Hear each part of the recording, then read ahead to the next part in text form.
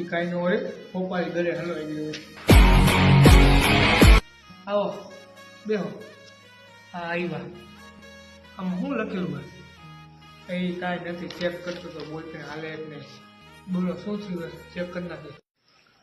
અક્ષર અહક થાય બહુ હા બાપના મોહની ગભરામણ જ થાય હવે હું તો ગેસ થયો હોય બીજું બોલો તેમાં પછી ભૂખ નથી લાગતી પાણી પીધા પછી તરસ નથી લાગતી ને ઉઠી નીંદર નથી આવતી તમે એની દવા લેવા આવ્યો હા ચોક્કસ